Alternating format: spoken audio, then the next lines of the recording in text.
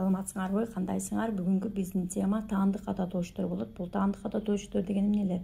Булар таандык ата тооштор деген булар бир нерсе сүйлөмдө же болбосо сөздө бир нерсенин бир убакыт болобу же бир буюм болобу же бир нерсе болобу ошонун бирөөгө таандык экенин, бирөөгө ээ болгондугун көрсөтүүчү ата тооштор болот да. Булар деген англис тилинде өтө керектүү ата тооштор. Ошон үчүн муну биз биринчи баягы кадам катары ушуларды дагы үйрөнүшүбүз керек да. Анда эмесе кеттик достор.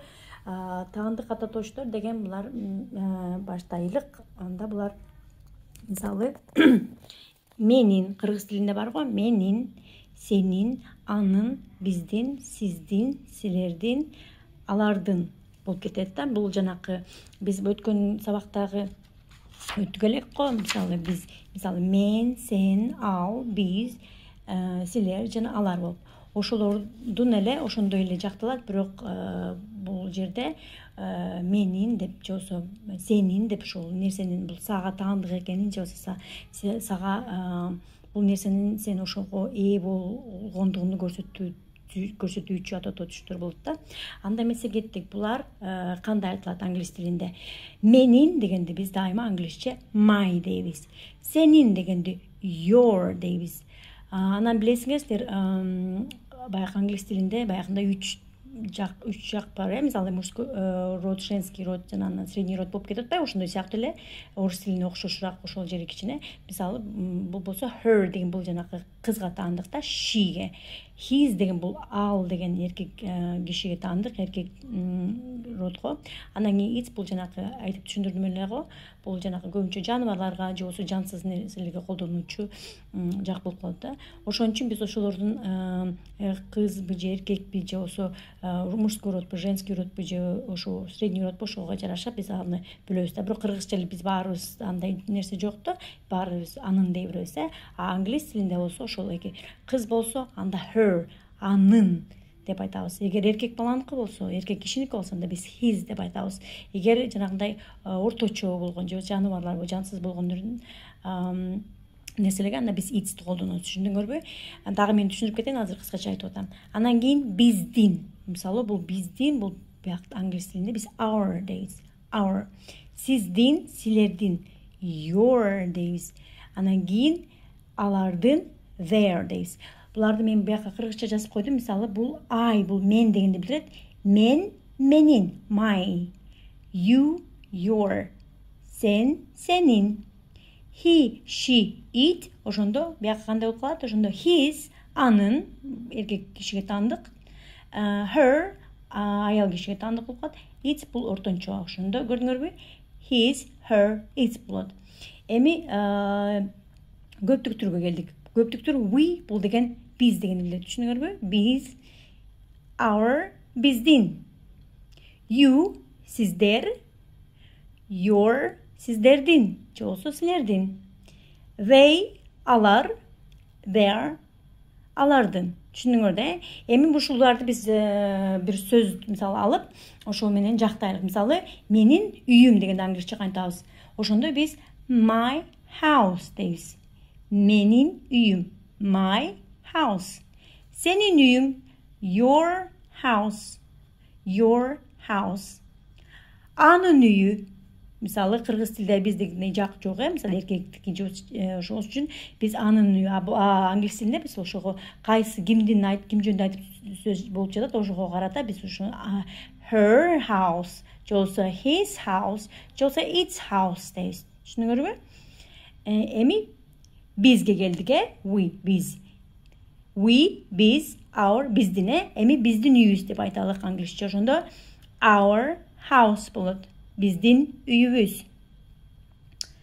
You бул сен, же болбосо сиздер, силер, you, сиздер, your, сиздердин. Ошондо сиздердин үйүңүздөр, же болбосо силердин үйүңөр.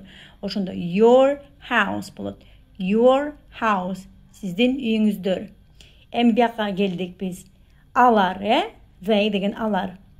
They, алар, their, алардын, Эми кеттик. Алардын үйлөрү. Their house. Эми кыскача айтып кетелик. My house, менин үйүм. Your house, senin үйün. His, her, its house, anın үйü. Köpçülük türgө geldik. Our house, bizdin үйübüz. Your house, sizlerдің үйіңіздер. Their house, алардын үйлөрү. Түшүндүңөр да, Эми ушул мисалы house үй деген сөздөн башка сөздөрдү колдонуп көрөлүк. Мисалы менин атым дегенде кандай кылабыз? Ошондо биз my name болуп калат, Сенин атың your name болуп калат. Анын аты his name, her name, or its name болуп калат. Эми көпчүлүк түргө келдик.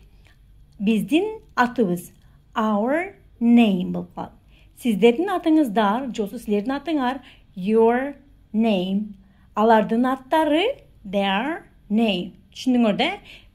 Ушуларды жаттап алсаңар, булар оңойлуу болот да. Мисалы жаттап эле түшүнүп алсаңар, булар мындан кийин уже менин, сенин, анын, биздин, алардын, силердин жана алардын деген ушуларды оңойлуу кете берет да. Эми айткандай эле ушул сөзгө дагы бир сөздөрдү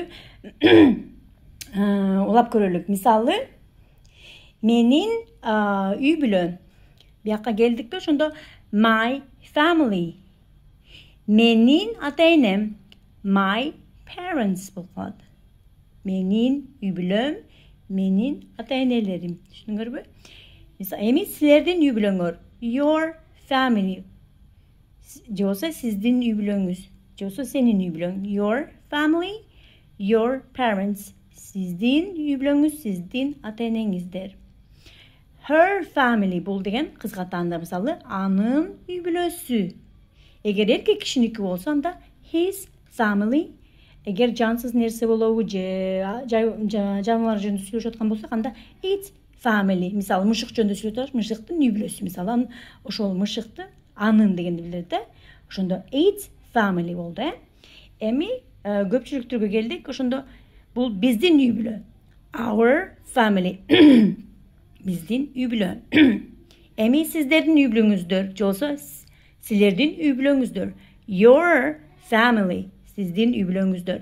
Алардын үй бүлөсү, англисче their family. Алардын үй бүлөсү.